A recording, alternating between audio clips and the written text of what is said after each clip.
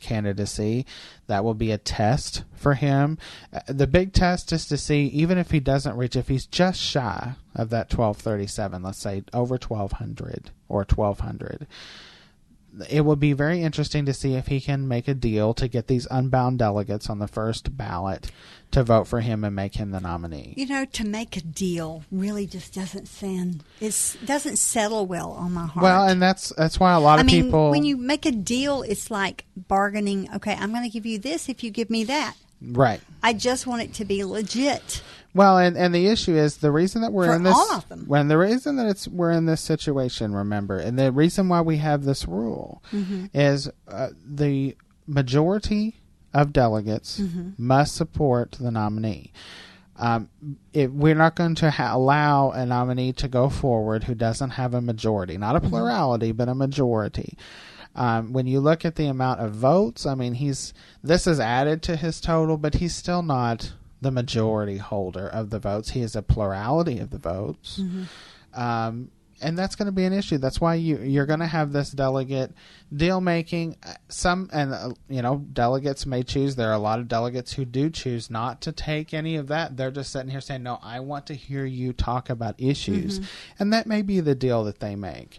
And you may have a candidate maybe who's not running right now who steps in and says, listen, I'm going to run as Mr. Trump's running mate, or I'm going to run as Senator Cruz's running mate, or I'm going to run as Governor Kasich's running mate. Senator Rubio is holding on to his delegates. That is symbolic in the sense that after the first ballot, there's really not much he can do about it. But, it is still a symbolic issue that he's wanting to say, I'm waiting because I have issues with all three candidates right now, and I want to have my say. And so, this whole process is going to be an interesting one. It's going to be informative. We need to be making sure that we know our delegates. It's easy to find out who the delegates are. I know a lot of people are saying, who are these delegates? Many of you will be voting in Indiana. They'll be on your ballot. And then those people will then select national delegates. Some national delegates have already been selected. So find the information that you need. Tell them. They're just like elected officials. Tell them what you want from them. And tell them that they represent you, because they do. The delegates themselves represent Republicans and Democrats. They don't represent candidates. They don't represent lobbyists. They don't represent anything else. They represent the members of those particular parties. And you have the right to contact them. You have the right to tell them what you want to hear from them on that convention floor. Again, our voice counts. Yes. Other than at the polls. That's right. Other than at the polls. All right, 571-2428. You have just a few moments left. If you have a question, call, ask. It's your president. WFIA, The Spirit.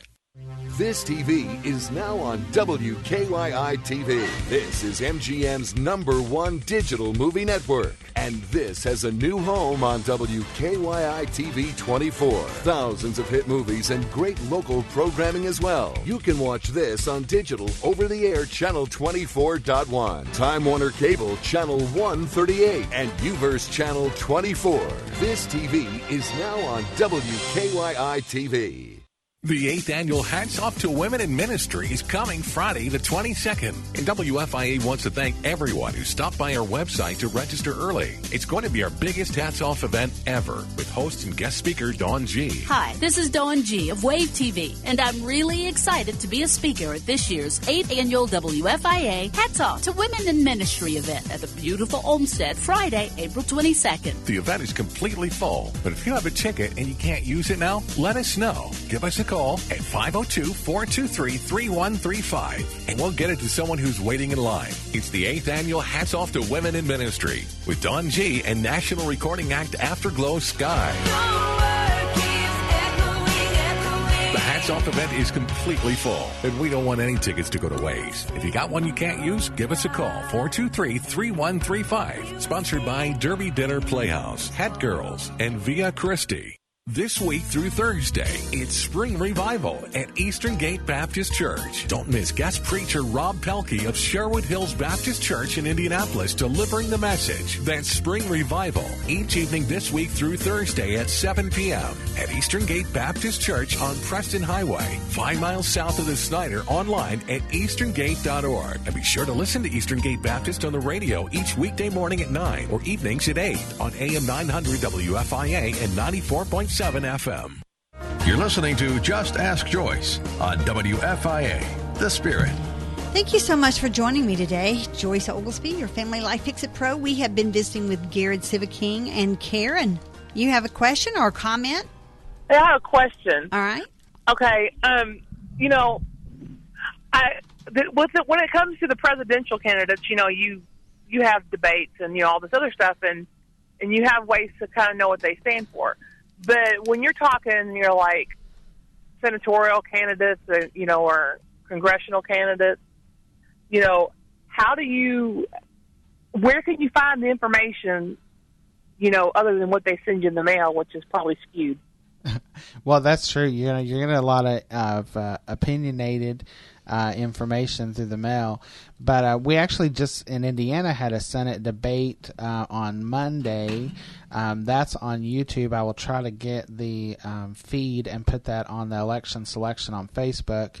And then on Kentucky, I don't know what the debate schedule is, but I do believe there's going to be a debate coming up. Now, in the primaries for congressional, it's hard for them to have debates because a lot of times you have so many people running at the same time. My best, honestly, when it comes to congressional, state representative, things that even senator, I do this. In August, we'll face it together. I'll still be here. We'll be doing election selection for the general election, and we'll be talking about how to move forward. And I am glad that you said on today, it's not over in Indiana. That's right. You know, because my parents go, well, you know, if you vote for who you want, that's a vote for Hillary. And I'm like, no, it's not.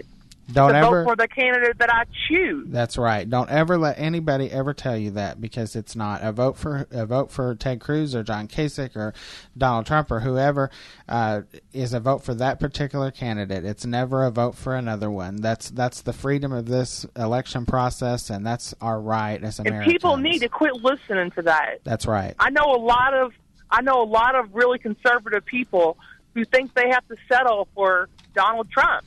I know. And it's not over. It's not over. The fat lady has not sung yet. That's right. You know?